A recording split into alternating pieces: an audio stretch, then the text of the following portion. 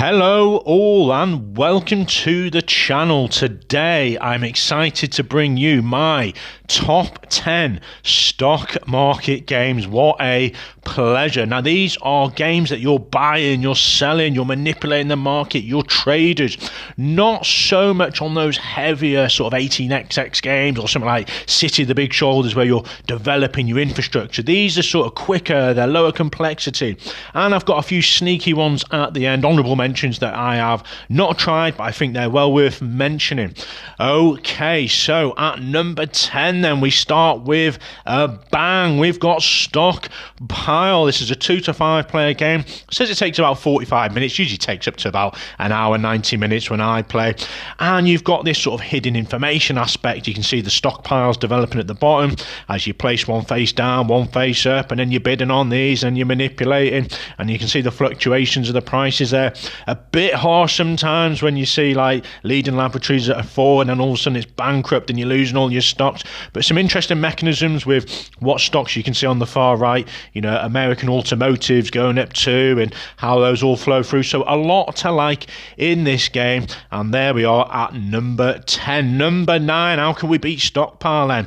We've got Gonza Index, a game I have received recently. I will be bringing it to the channel if not already, and I played it a bunch. It has a solo option as well, and I just absolutely adore this sort of science fiction-y, futuristic vibe to it, and I've had a lot of fun with all players I played with. Now, it plays 1 to 5, says it takes about 20 minutes up to an hour, which seems about right in my place, and you've entered this sort of dystopia world set in this Solar 175 universe. So it's got a bigger brother game, and this was just kind of a part of that universe.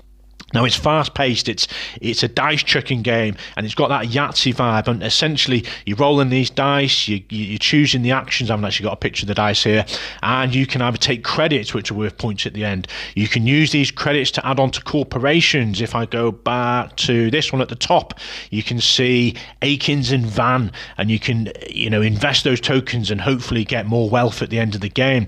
You can attain these broker cards which you can see here, and they manipulate some of the rules as well, and you're hoping these events work in your favor. If I go back one, you can see these events are going to have a stock impact. We've got the Shepherd AI upgrade, and those will impact various stocks there. So you're kind of just trying to make the most wealth, and it's got this lovely interaction amongst the players as maybe you're going to hop in one of their corporations, or maybe you're trying to avoid it, and then you're manipulating the prices. And the interesting aspect is that you can't, well, placement of your investment token does not influence the price.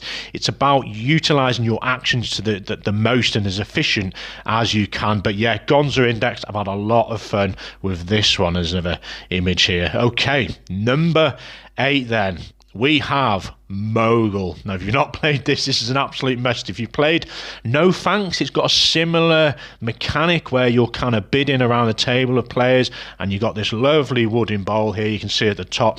Now in essence it's a game where you're bidding to take the action card, and you'll bid a chip in, next player goes, and whoever passes first typically is not going to get one of those cards, and the last 2 players remaining, you can see some of the cards at the top here, and on the next side you've got a bit of a closer up. You have the choice to either take this card and pop it in your portfolio, which is great because you've got more chance of getting dividends and potentially more cards out there to sell, or you could do the bottom action, which you get to sell a load of your cards in a certain color that's dictated on that particular card, and you get to place down one of your houses on the map here, and you kind of set collecting, and you've got a square root of points as well. Now this one plays 3 to 5 players. Yes, it takes about 45 minutes, and it's low complexity as well, so a lot to like in this very little clever game here. Number 7, we have Speculation, and this one's brought to you by Queen Games. It plays 3 to 6 players. It's low complexity and 45 minutes. Now a little bit blurry on that one. Let's see if we've got a better shot. So essentially you've got these stocks and you are investing in them, and you've got a hand of sort of cards that trigger different abilities. They're either going up in price, down in price. But the clever aspect to this is the pricing structure. So as you take these tokens out of a bag, and these sort of chits here will hop over some of the chips ahead of them, and depending on their positioning, you know, if you're third, then your price, if you can just see at the bottom in the middle, the number one on that particular row is with 175, then 150 and 125, and then if you can see to the far right just at the bottom, it's 250 and 210 is that, and 170. So the price fluctuation is fascinating as you jostle to get certain shares, and there's only so many shares available, and as you get closer to the end of the game and that's triggered, you know, there's a lot of negative points as well, values to these corporations as well. So I really like this one. You can see a closer up there, and here you can see those prices I was discussing at the bottom, and you can see the shares as well, the 5 different ones. So just a lovely balance of what's drawn out of the bag, what shares you're going to be investing in, and how this interaction and flow of which shares manipulate where, and how you're going to utilize those as well. So yeah, that is speculation. Number 6, we're going old school. We got a classic, a game called High Finance is the version I have. I think it's called the business game in some cases, and we're going way back here. Now this game I've just had a lot of fun with, a bit blurry this image, but essentially you have a starting pot of money and you're going around this board. Yes, it's roll and move, but it works in this particular one, and as you land on these 5s and 10s, you can see these sort of red spots. You get to buy 5 stocks in any particular industry you want. You've got chemical, you've got engineering, petroleum, and as you buy, the price literally goes up, and then if you decide to sell, the price goes down. Now as you go around this board, you can see the top right, you've got a press room. You have to, well, you can reveal there one of these sort of telex cards, and you can influence an industry. It might go bankrupt. If you land on a bomb, it's going to immediately reveal one of these telex cards. So there's some interesting events, and you have the power of this information to sway some of these industries, and you're buying, you're selling, you're making the profits. You got to get this credit card back if you've decided to cash it in, and you're trying to get so many stocks and so much money. If you have majorities, you're getting extra bonuses as well. So there's a lot to like in this game, and that plays really nice with 4. Okay, next up we have a game called Mercurius. Now this one, yes, ignore the not strange, but the interesting cover art on this one. There is a lot to like about this game. Now it plays 3 to 5. A lot of these stock market games are typically 3 players plus 45 to 60 minutes, and it's light complexity. Now you're heading back in the day of sort of 17th century in Holland with Dutch trading companies, and this one has an interesting board here where you can trade in commodities and in the actual stocks of the companies themselves. So you can see at the top right, the further aspect of the board tends to be the commodities, and they change in price slower typically than the investment in the actual organizations. Now how this flows is you've got these cards, and you can do different aspects in terms of trading. You've got some of the cards here actually, so you can see. Let's go to the top right. If you play this card, you're going to manipulate that investment token, the red with the black crosses, the white crosses and the black background, -1, and you'll increase the commodity of +2 for, is that coffee beans, something like that. So you can see how you can play a card to manipulate the stock markets. Now when you place a card at the furthest left here, that is going to impact, and it's going to stay in play for 3 more turns. So everyone has this open information of what players have played around the board and what stocks are going to get impacted. So as you then buy and sell into these stocks, you can see, right, I'm going to wait for that one to have a better impact and then sell. And there's some also advanced cards you can play to get dividends at a certain point, and you can, you can trade out several resources at a fixed price as well. So a lot to like in this game, Mercurius. Number 4 then. Wow, we're speeding through these. A game similar to Acquire, but it's not Acquire. It is Shark, an older game as well. A few different variants and types of this one. This is the, can't remember, the Flying Turtle Games edition, this one, and hopefully there's a newer version coming out from Korea, I believe, soon. So this is not the Flying Turtle edition board, but it's pretty simplistic. You've got these areas at the top you're placing these tokens in, and you're trying to make these groupings to increase the value of the corporations. You can see that skyscraper there, and you can buy up to so many shares on your turn. You can sell as many as you want. You then roll in these dice, and the color in the dice number dictates where you place these tokens. And the tokens will have a big impact as to these groupings, and you get paid out the value of that grouping, well, the current market value of the share, and there's dividends to be paid out. There's quite a mathy aspect to this game, but I just really enjoy the fluctuation of making those profits and eking out that, and seeing where your opponents are going and how much stock they have, and just a lot of fascinating stock manipulation aspects to this. Now, depending on the variant or the type of game you got, it plays 2 to 6, roughly about 90 minutes, and again, low complexity for this one. And here we got my particular version, so you can see it's a bit blander. It's not winning awards for any artwork on this one, and you got those shares you're open to attain as well. Okay. Number 3 then, we are with Panic on Wall Street. An absolutely unique game with a lot of volume this brings to the table, and you can see a closer up of the boards now. The stock prices sway a lot. It's literally rolling these dice, and you can see +2, -1, and you can really sway from, on the reds here, high risk stock from 70 or 60 or 50 that is currently on, all the way down to -20 quite quickly, because you can see that dice has a -7 on it.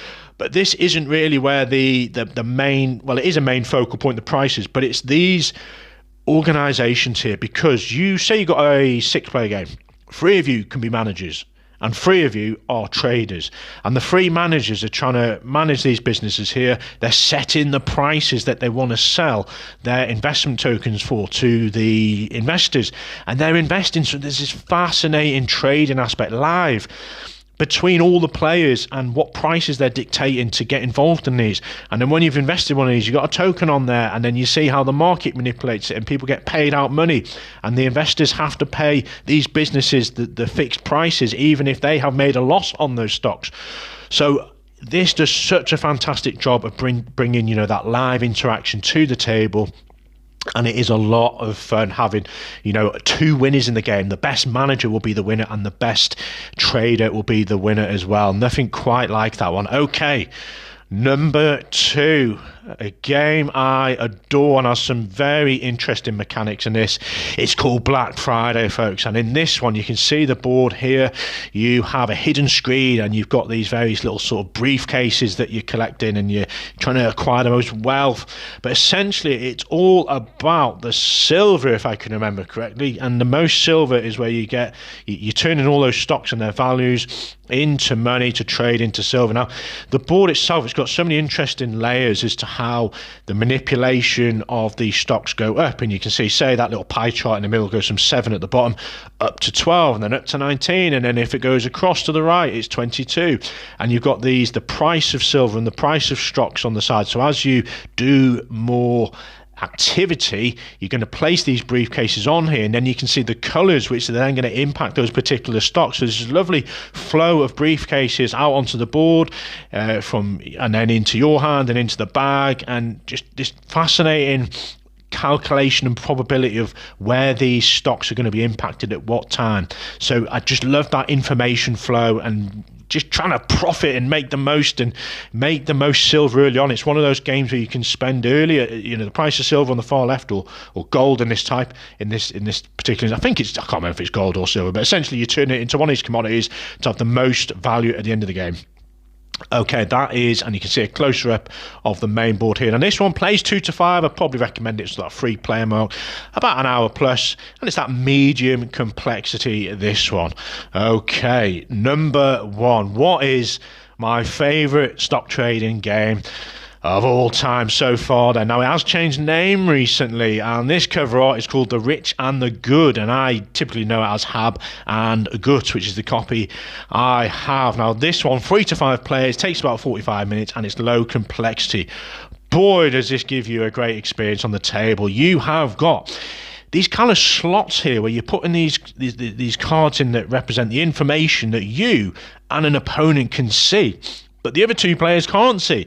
So these kind of sit at certain angles on the table. If I've got, well, I don't think I've got an image of that, but so it's this information of, it's only visible to certain players. So everyone knows a little bit of information, and then essentially on your go, you know, you're buying and you're selling. But when you place one of these, you have to place one at full value and one on the opposite side of you at half value, because you'll have access to two of these. So if you're sitting, you know, here, you'll have access to this one and another one on the corner as well. So you have to pick, you know, this red +4, or are you going to have it as +2?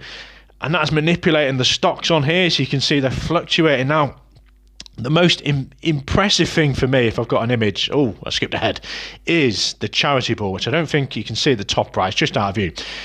You don't have to, but you're going to want to place one of your stocks from round to round, and you only get a chance to place one on the charity board. And at the end of that round, because you kind of play these two large phases to the game, at the end of that phase, you're going to see where your charitable donations lie at. So you turn your stocks over, and dependent on how valuable those stocks are, you turn it into cash, you add that stock to the charity.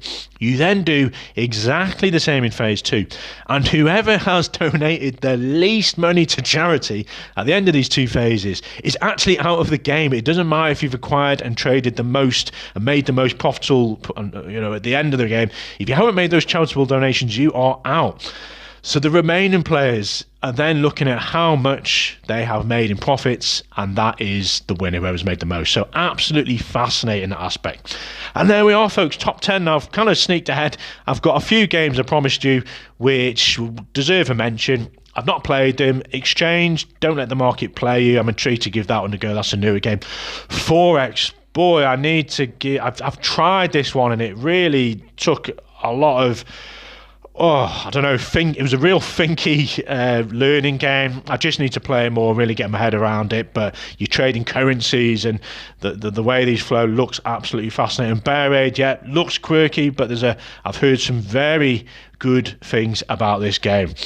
There we are, folks. Hopefully something caught your attention, and thank you very much for watching. See you all soon.